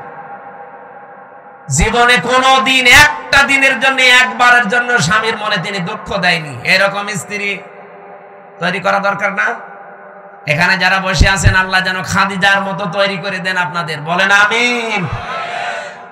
না, সিস্টেমটা যদি উল্টিয়ে ফেলি, ওরা যদি বড় হুজুর এটা একটু বলেন তো, এখানে এমন কোন স্বামী আছে কিনা যে জীবনে একদিনের জন্য স্ত্রীকে একটা দুঃখ দেয়নি? একটা না, প্রতিদিন 20টা করে দুঃখ দিচ্ছে। আমাদেরকে হযরতে আলীর মতো হওয়া লাগবে। আল্লাহ আমাদেরকে এই মানুষগুলোর জীবনে সামনে রেখেছেন কেন? শিক্ষা নেওয়ার জন্য। পরিবারটা জান্নাত হয়ে যাওয়ার কথা, অথচ 100টার প্রায় 99টা পরিবার এখন শান্তি নেই। সে আলেম বলেন, হুজুর বলেন আর জেনারেল বলেন, সবগুলো এখন অশান্তি, এই শুধু ছোট মনের কারণে। আমি দুনিয়ার একটা হিসাব দিচ্ছিলাম, আমি নিজের দাদার বাবাকে পর্যন্ত আর চিনতে পারছি না। 200 বছর পরে আমিও যদি কুষ্টিয়ায় আমার ওই বাড়িতে এসে বলি এই বাড়ি আমি বানিয়েছিলাম, আল্লাহর কসম 200 বছর পরে যারা ওখানে বাস করবে আমারে কুষ্টিয়ায় ঢুকতে দেবে না। এই হচ্ছে দুনিয়া। আল্লাহ এর পরের অংশে দিয়েছেন, ওয়া ইন্নামা তুওয়াফাউনা উজুরাকুম ইয়াউমাল কিয়ামাহ। ও পৃথিবীর মানুষেরা, বুঝে শুনে কাজ কারবার করবা, যা করো না কেন এইটা কিন্তু তোমারে দেওয়া হবে, যা করবা এইটাই তোমাকে দেওয়া হবে। ফামান যুহজিহা আনিন নার, এইটা বলার জন্য আমি এ পর্যন্ত আসলাম, ভালো করে শুনবেন। ফামান যুহজিহা আনিন নার ওয়া উদখিলাল জান্নাতা ফাকাদ ফাজ। এখানে আয়াতের 2টা তাফসীর হয়। আলেম যারা আছেন তাদেরকে বলছি ভালো করে মিলাবেন। প্রথম তাফসীর হচ্ছে, ওই লোকটার জীবন আসল সফল, যাকে আল্লাহ জাহান্নামের আগুন থেকে মাফ করে দিয়ে জান্নাতে দিয়ে দেবে, সেই লোকটা সফল। আর একটা তাফসীর হচ্ছে, পৃথিবীর ময়দানে যতদিন সে বেঁচে আছে, জাহান্নামের কাজগুলো যখন আস্তে আস্তে ছেড়ে দিয়ে জান্নাতের কাজের দিকে আস্তে আস্তে এগিয়ে যেতে পারে, তখন সে যেন মনে করে আমি সফল হচ্ছি। আগে নামাজ পড়তো না, এখন ধরেছে। আগে সুদ খাইতো, এখন ছেড়ে দিয়েছে। এরকম কাজ কারবার গুলো যখন আপনি জাহান্নামের কাজ একটা একটা করে ছেড়ে দিয়ে জান্নাতের কাজের দিকে এগিয়ে যেতে পারবেন, আপনি মনে করবেন আল্লাহ পাক আমাকে জীবন সফল করে দিচ্ছে। আপনি বলেন তো, হচ্ছে আপনার জীবন এটা? না। আগে বিড়ি খেতেন না, এখন আরো খান। আগে সুদ খেতেন না, এখন খান। এমনকি এখানেও আমার মনে হয় এমন এমন মানুষ বসে আছে সুদের টাকা ছেড়ে দেয়, 1000 টাকা দিলে 100 টাকা বেশি দেয়। এরকম মানুষ টাকা ছেড়ে দিয়ে রেখেছে, সেই টাকা ওয়াজ শুনে যে তুলবে। এরকম মানুষ নেই? অলরেডি টাকা ছেড়ে দিয়ে এসেছে, ওয়াজ শেষ করে কালকে যে ওই টাকা তুলবে সুদের টাকা। নাকি এলাকা এখনো শুরু হয়নি? তা কারা কারা সুদের টাকা ছেড়ে দেবেন হাত তোলেন তো।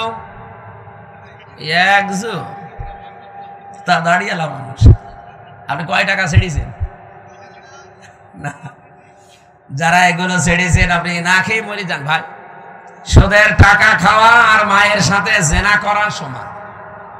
আরো জোরে বলেন নাউযুবিল্লাহি মিন যালিক। আল্লাহ আমাদের হেফাজত করুন, আমিন। আমাল হায়াতুদ দুনিয়া ইল্লা মাতাউল গুরুর। আল্লাহ বলেন পৃথিবীর এই জমিনটা, পুরা জীবনটাই ধোঁকা।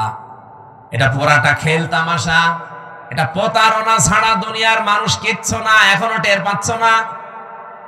আমি হামজা যদি এখনই এই অবস্থায় মরে যাই, আপনারা হয়তো খবর পাঠিয়ে দেবেন বাড়িতে যে হামজা মারা গেছে। আমার স্ত্রী, আমার ম্যাডামই কাঁদতে কাঁদতে বেহুশ হয়ে যাবে। আমি জানি, এত ভালোবাসি। হয়তো 2, 3 দিন, 5 দিন, 7 দিন খাওয়া দাওয়া হাফ হয়ে যাবে, খেয়ে না খেয়ে পার করবে। 4 মাস 10 দিনের ভেতরে দেখবেন সব স্বাভাবিক হয়ে গেছে। কি তাহলে আমার নিজের একা না, প্রত্যেকের জীবনে এটা 4 মাস 10 দিনের ভেতরে ঠিক আমার শ্বশুর ম্যাডামরে নিয়ে অন্য জায়গায় বিয়ে দিয়ে দেবে। কি মাত্র 4-5 দিন সংসার করার পরে ওর বাবার কল দিয়ে বলবে, আব্বা হামজা তো আর কি ছিল, এখন যেটা দিয়েছে এটা 100 গুণ ভালো। এই হচ্ছে দুনিয়া। আল্লাহ এটা আমাদের বুঝিয়েছেন যে আমাল হায়াতুদ দুনিয়া ইল্লা মাতাউল গুরুর। যে হায়াত শব্দটা আছে না, এইটার ব্যাখ্যা করার জন্য আমি আয়াত পড়লাম। আপনাদের কষ্ট হচ্ছে নাকি ভাই? আর আধা ঘন্টা থাকা যাবে না? অনেক ব্যস্ত মানুষ আছে তো, এই জন্য আমি তাড়াতাড়ি করছি। এরা আবার চলে যাবে তো। আমার ভাইরা, আল্লাহ রাব্বুল আলামিন শুরু করলেন আয়াতের শুরু থেকে দেখবেন, আল্লাযী খালাকাল মাউতা ওয়াল হায়াতা। আমি এমন আল্লাহ কি তোমাদের মউত আর হায়াত আমি বানিয়েছি। এবার চিন্তা করেন, আল্লাহ আয়াত শুরু করার আগে কিন্তু হায়াত আগে দেননি, আগে দিয়েছেন মউত। কি দিয়েছেন? মুফাসসিররা তাফসীর করতে গিয়ে লিখেছেন, আল্লাহ পাক মানুষকে জানাতে চেয়েছেন, পৃথিবীর মানুষেরা পৃথিবীর যত উপরে ওঠো না কেন, এই কথা সব সময় মনে রাখবা যে আমার মরা লাগবে। কি করা লাগবে? আমি প্রধানমন্ত্রী না, আমি সারা পৃথিবীরা যদি মরল হয়ে যায়, এই চিন্তা সব সময় পেছনে রাখবা যে আমার মরা লাগবে। তাহলে দুনিয়ার জীবনটা পরিচ্ছন্ন থাকবে তোমার। মৃত্যুটা এত কঠিন বিষয়, এই পৃথিবীর কোন মানুষকে যেহেতু ছাড়েন নাই, শ্রেষ্ঠ মানুষের নাম আমরা জানি মুহাম্মাদুর রাসূলুল্লাহ, তাকে পর্যন্ত মরণ ছেড়েছে। তাকে কিন্তু অফার দিয়েছিল আজরাইল এসে যে যতদিন থাকতে চান আপনি থাকতে পারবেন দুনিয়ার হায়াতে, এরপরে যখন আপনার ইচ্ছা হবে তখন আপনাকে আমি নিয়ে যাব। নবীজি জিজ্ঞাসা করলেন, ভাই আজরাইল, যদি আমি সত্যি থাকতে চাই কতদিন? যতদিন ইচ্ছা পারবেন, তারপরে মরা লাগবে। কারণ কুল্লু নাফসিন যায়িকাতুল মাউত, এটা সবার জন্য। বিশ্ব নবী তখন ডাক দিয়ে বলেন, ফেরেশতা, মরা যদি লাগে তখন এই নশ্বর দুনিয়ায় আমি আর থাকতে চাই না, আমার মাবুদের কাছে আমারে নিয়ে চলো। হযরতে আজরাইল নিজে বর্ণনা করেন যে আমি শুধুমাত্র তার বুকের উপরে হাতটা রেখেছিলাম, বিশ্বনবী মুহাম্মদুর রাসূলুল্লাহ চিৎকার দিয়ে বললেন, হাত সরাও। হাতটা সরিয়ে ফেলেছি। ফেরেশতা বলে, হুজুর আমি আজ পর্যন্ত পৃথিবীতে কারো কাছে জান কবজের অনুমতি চাইনি, আজকেই প্রথম। আপনি হাত সরাতে বললেন, আমি কিন্তু জানি আল্লাহর পরে আপনার স্থান। এত আসানে এত সহজে দুনিয়ায় কাউকে আমি কবজ করি নাই, যত আসানে শুধু হাতটা রেখেছিলাম। নবীজি বলেন, আজরাইল, এটাই যদি তোমার হাত রাখা হয়, মনে হচ্ছে উহুদ পাহাড় আমার বুকের উপরে রেখে দিয়েছে। আমি মুহাম্মদের শরীরে পৃথিবীর মানুষের তুলনায় 70 জন মানুষের শক্তি আমার শরীরে। এত শক্তি আল্লাহ আমার এই শরীরে দেওয়ার পরে তোমার হাত রাখলে যদি আমি হাত সরাতে বাধ্য করতে পারি, আমার আর সহ্য হয় না, উহুদ পাহাড় মনে হচ্ছে। আমার গুনাহগার উম্মত যারা দুর্বল, এদের কি আচরণ করব? যত কষ্ট আছে দুনিয়াতে মরণের, সব আমার বুকের উপরে আজকে দাও। আমার এতিম উম্মত যারা আমার পরে দুনিয়ায় থাকবে, এদের মরণে এত কষ্ট দিও না।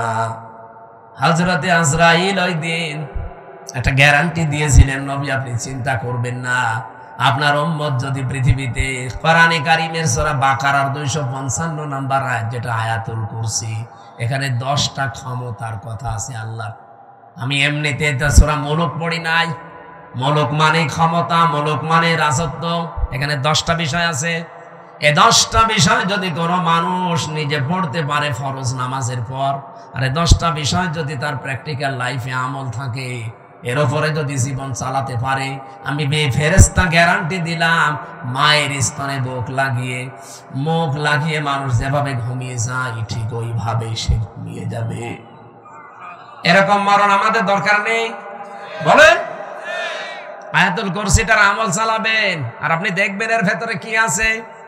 আমার যদি আয়াতুল কুরসির আলোচনা আজকে থাকতো, এই 10টা বিষয়ের ক্ষমতার বিস্তারিত বর্ণনা বলতাম। শুধু হাদিসটা বললাম, ফরজ নামাজের পরে সালাম ফিরিয়েই পড়বেন, আস্তাগফিরুল্লাহ আস্তাগফিরুল্লাহ আস্তাগফিরুল্লাহ 3 বার, আল্লাহু আকবার 3 বার, আল্লাহুম্মা আনতাস সালাম ওয়া মিনকাস সালাম এটা 1 বার, আর আয়াতুল কুরসি। কিছু না পড়লে এগুলো মাস্ট বি পড়বেন। আর আস্তে আস্তে যদি এগুলো বুঝতে পারেন যে কি বলছেন, জীবনে যত বেশি সেট করতে পারবেন আপনার চলার প্র্যাকটিক্যাল লাইফে, জীবন চলার পথে, আপনি দেখবেন আপনার জীবন পরিচ্ছন্ন হতে আছে। ওই যে ফামান সুফসিহানিন নার ওয়া উদখিলাল জান্নাতা ফাকাদ ফাজ, আপনাকে সফল আল্লাহ করে দেবে। আস্তে আস্তে জাহান্নামের কাজ আপনি ছেড়ে দেবেন, জান্নাতের কাজের দিকে আপনাকে ঠেলে ঠেলে আল্লাহ দিয়ে দেবে। আমরা এরকম একটা সুখের মরণ চাই। এরপরের শব্দ ছিল আল হায়াতা, আল্লাহ হায়াত বানিয়েছেন। হায়াত কয় প্রকার? ওরা কোরআন শরীফ পড়ে আমি হায়াত পেয়েছি 5 প্রকার। প্রথম হায়াতে আমরা যেটা ছিলাম তার নাম আরওয়া, রুহের জগৎ, যেটা হযরতে আদম নবীর পৃষ্ঠদেশ থেকে আমাদের সবাইকে আল্লাহ একদিনে বের করেছেন। এই জন্য পৃথিবীর প্রতিটি মানুষের হায়াত সমান। এখানে এই তথ্য জানেন না অনেকে। দুনিয়ায় যত মানুষের আগে এসেছে, যত মানুষ এখন আছে, কিয়ামত পর্যন্ত যারা আসবে, সবার হায়াত সমান। এদিকে তাকান, সবার হায়াত সমান। আমি আপনাকে একেবারে শেষ পর্যন্ত মিলিয়ে দেব। আদম আলাইহিস সালামের পর থেকে দুনিয়ায় যারা এসেছে, তারা 1000 বছর, 950 বছর এরকম হায়াত পেত। তারা ওই সময় থেকে চলে গেছে। এরপরে যারা আস্তে আস্তে সিরিয়ালে আসছে, 150 বছর, 200 বছর, 50, 60 বছর পরে পরে চলে যায়, নতুন মানুষ আসে। এই যারা চলে গেল, ওরা কোথায় যাচ্ছে? এই যে হায়াত 5 প্রকার বললাম কেন? আল্লাহ পাক প্রথম হায়াত দিয়েছে আলমে আরওয়া, যেটা আমরা সবাই একসাথে ছিলাম। দ্বিতীয় হায়াতের নাম হচ্ছে আলমে বুতুন, যেটা মায়ের পেটে থাকা লাগে নির্ধারিত সময়। সর্বনিম্ন থাকা লাগে 6 মাস, সর্বোর্ধ্বে 10 মাস 10 দিন। ওটা একটা নির্ধারিত পিরায়। এরপরে আর একটা হায়াত আছে, তার নাম আলমে দুনিয়া, যেটা আমরা আছি এখন। এরপরে সামনে আরো 2টা বাকি আছে। একটা হচ্ছে আলমে বারজাখ, যেটা কবরের জগৎ বলে।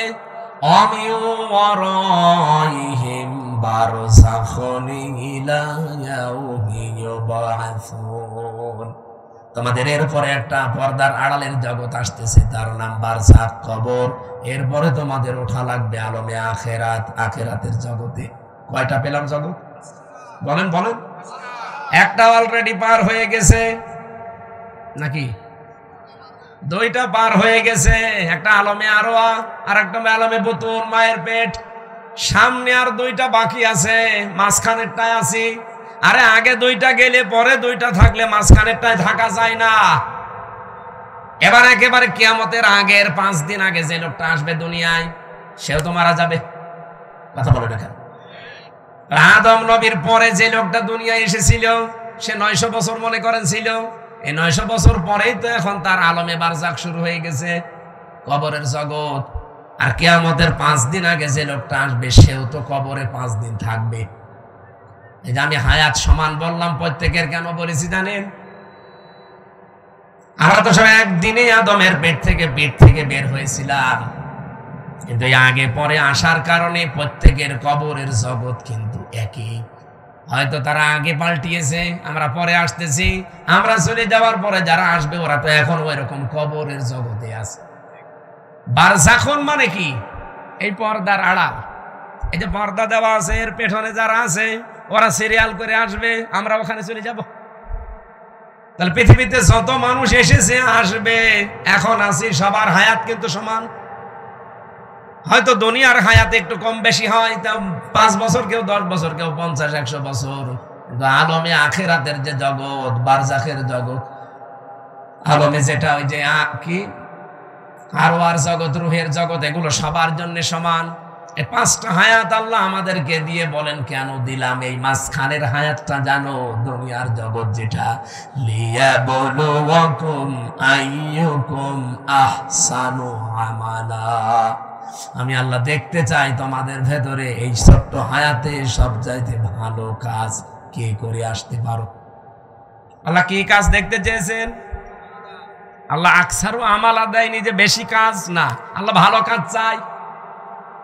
বিশ্বের অন্যান্য দেশে ঘুরলাম, তারা যতটুকু কাজ করে কাজটা ভালো করে, এজন্য টেকসই হয়। আমাদের দেশে কাজ বেশি হয়, কাজটা ভালো হয় না, এজন্য টেকসই হয় না। বঙ্গবন্ধু টানেলে এখনই পানি আরম্ভ হয়েছে। পরশুদিনও আমি আসলাম, চট্টগ্রামের বঙ্গবন্ধু টানেলের নিচ দিয়ে এখন পানি উঠতেছে বাম পাশ দিয়ে। 100 বছরের টার্গেট নিয়ে বানানো। এই যে পাবনা আর উপরের এই যে কি ব্রিজ যেন, এটা কত বছর চলছে বলেন? ওর নিজের মেয়াদ শেষ হয়ে গেছে, তারপরও যা সেইটাই আছে। আপনার তো কাজ আল্লাহ বেশি চাই না, দুনিয়ায় কাজ চাই, ভালো কাজ। কি চাই আল্লাহ? জানে আকসার আমালা দেয়নি যে বেশি বেশি কাজ করো না, কাজ আপনি অল্প করেন, কিন্তু কাজটা যেন, আরো জোরে বলেন, আহসানু আমালার ব্যাখ্যায় আমি আর একটা জিনিস পেয়েছি।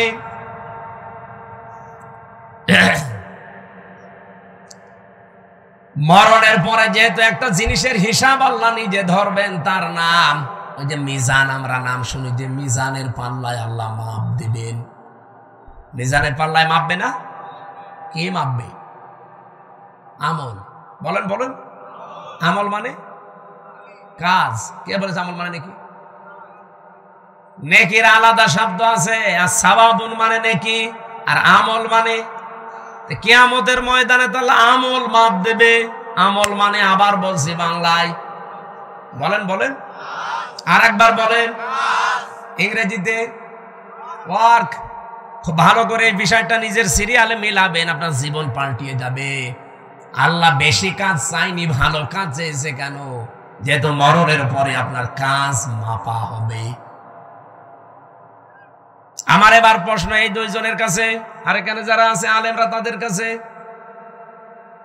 সারা জীবনই শুনে আসলাম যে কিয়ামতের দিন আল্লাহ মাপ দেবে আমল, কাজ। আর কি দিয়ে মাপবে? মিজানের পাল্লা দিয়ে। মিজানের পাল্লা মানে দাড়ি পাল্লা। এটা শুনিনি? কিয়ামতে যে আল্লাহ মাপবে কিসের পাল্লায়? দাড়ি পাল্লায় মাপবে। কোরআন হাদিসে কোন জায়গায় পড়িয়েছেন যে দাড়ি পাল্লায় আল্লাহ মাপবে? আর আপনার কমন সেন্স নেই?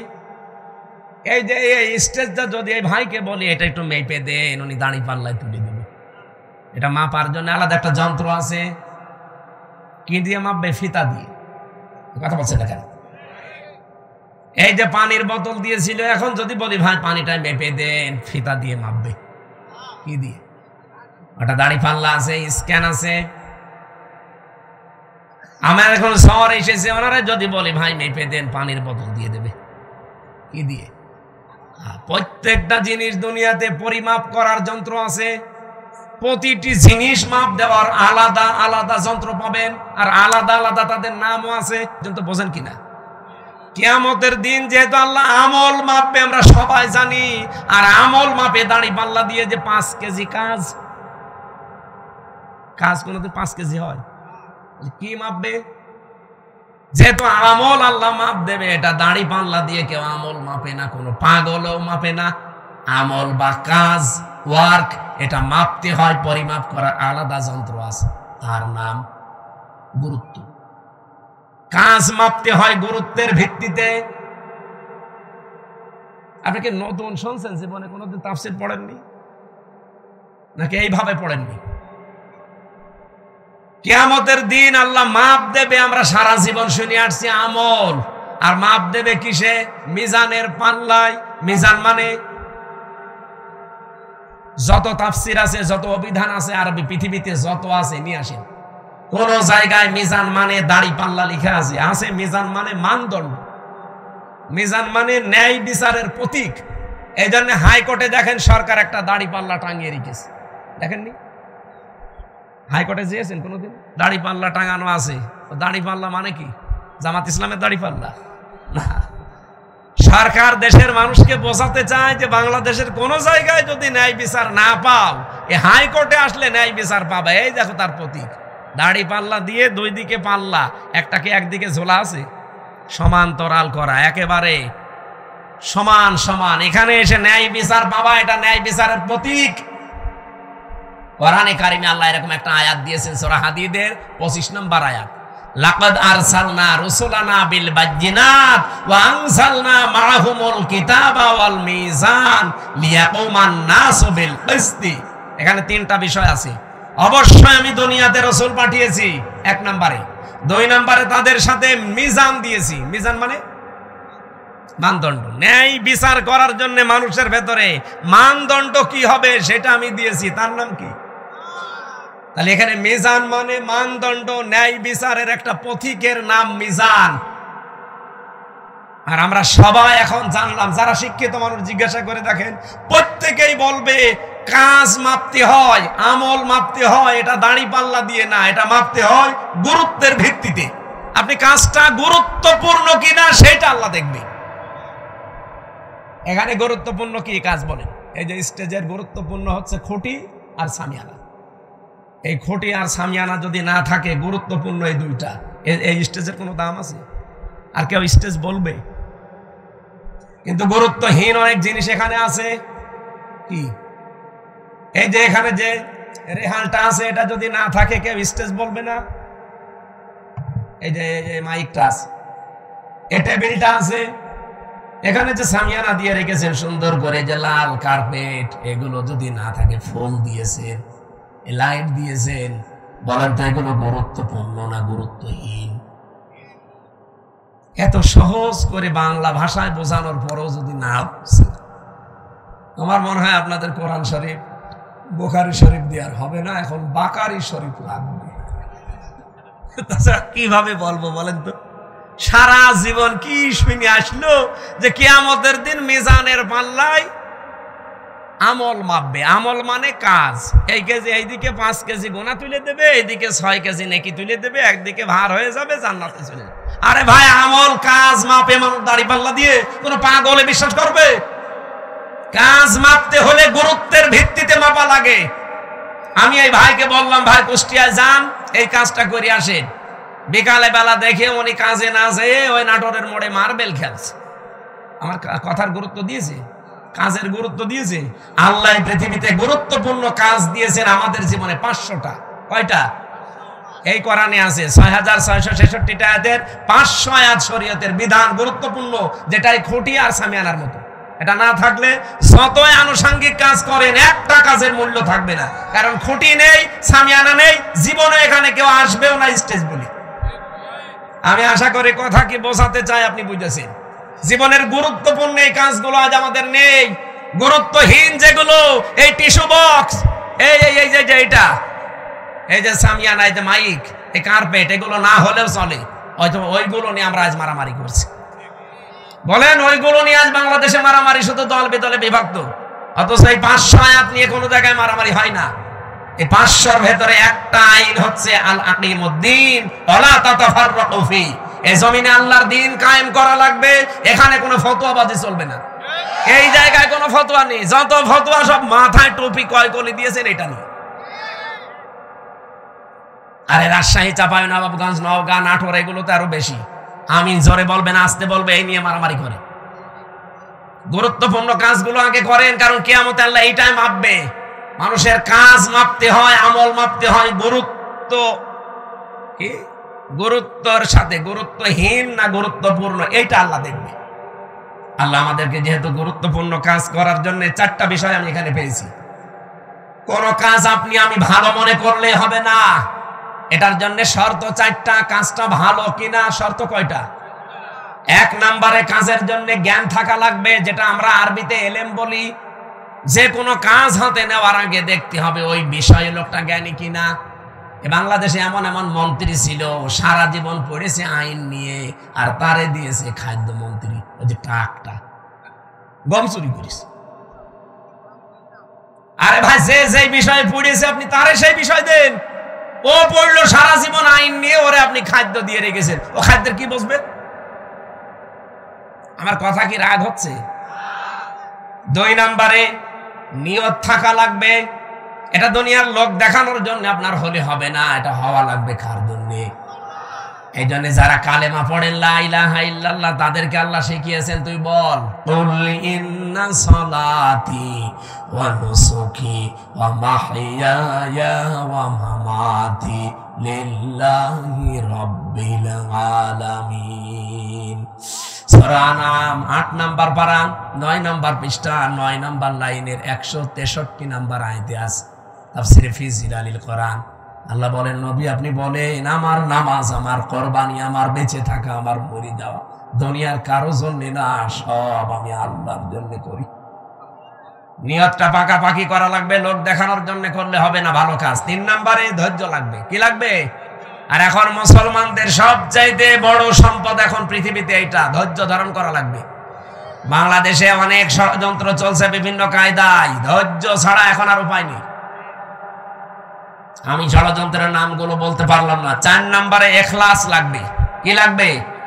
যতগুলো তথ্য এখানে আমি লিখেছি, এটা যদি একটা একটা করে সিরিয়াল করে বলতে যায়, এখন তো 11:30, এত রাত পর্যন্ত কথা বলা ঠিক না। আর কিছুক্ষণ পরে তাহাজ্জুদের নামাজ, ফজরের নামাজ। জেলে বসে যে কিছু নোট করেছিলাম, বাইরে এসে করেছি, সেগুলো দিয়ে মেয়েদের এই যে সাংসারিক জীবনে অশান্তি কেন, দাম্পত্য জীবনের কলহ এবং তার সমাধান কি করে করা লাগে আমি লিখেছিলাম। ওইটা কোথায় পাওয়া যায় জানি না, ওই গাড়িতে আছে মাদ্রাসায়। আপনারা যাওয়ার সময় মেয়ের জন্য বর জন্য নিয়ে পড়াবেন। পোড়াটা 120 পৃষ্ঠা লিখেছি। আমার মনে হয় পোড়াটা যদি মেয়ে, বউ, শাশুড়ি এগুলো পড়ে, পরিবারে শান্তি আসবে। ওই সিরিয়াল বসে বসে না দেখে বইটা পড়াবেন। ওই মাদ্রাসায় আছে। আমি আয়াতটা আজ পর্যন্ত রাখছি, কারণ এখন ব্যাখ্যা করতে গেলে আমার গলা বসে যাচ্ছে। এরপরে কালকের অনুষ্ঠান অনেক দূরে, এরপরে বাড়িতে একটু সময় দেওয়া লাগবে। অনেকদিন বাইরে আছি, আজকের মতো মাপছি, শেষ করে দিলাম। আর সব ব্যস্ত মানুষ আমরা। আমি আবার আসবো ইনশাল্লাহ। এই মাদ্রাসার দিকে একটু খেয়াল করা দরকার। মাহতামিম সাহেব আমার কথা বলছিল যে এই জমিটা নেওয়ার জন্য 36 লাখ টাকা লাগবে। এই রকমের 2 টাকা 5 টাকা তোলার তো কাজ না। এখানে দরকার বড় বড় যারা ডনার আছে তাদের। বাংলাদেশে এই যে আমি আকিস গ্রুপের নাম বললাম, রংধনু গ্রুপের নাম আছে, এইরকম যারা মানে মালওয়ালা মানুষ আছে, এদেরকে একটু বলা দরকার। আমি যাতে 3 বছর জেলে না থাকতাম, আমি অনেক জায়গায় হাত দিয়েছিলাম, এগুলো করতে পারতাম, কিন্তু আমার তো সব নষ্ট করে দিয়েছে। এখন আপনি একটু যোগাযোগ রাখেন, আর সামনে আমরা দেখব বড় কিছু করা যায় কিনা দিনের জন্য। আর আপনারা এলাকার মানুষেরা যতটুকু পারেন সাহায্য করবে। আল্লাহ আমাদের তৌফিক দিন। এখন যারা মেহমান আছেন, আপনারা যদি কিছু বলেন আপনারা বলেন, আমি মুনাজাত করব। আল্লাহুম্মা আমিন। ও প্রশ্ন কই? এই মাদ্রাসার বাচ্চারা যারা যাচ্ছে আপনাদের সামনে, অথবা ড্রাম দেওয়া থাকলে অবশ্যই যাওয়ার সময় সাধ্যমতো দিয়ে যাবেন। জান্নাতি কি ছেলে ও মেয়েদের আলাদা হবে? মায়ের পায়ের নিচে সন্তানের জান্নাত, আর স্বামীর পায়ের নিচে স্ত্রীর জান্নাত। এটা কিভাবে কি? জান্নাত কি ছেলে ও মেয়েদের আলাদা হবে? এটা আমি বুঝলাম না।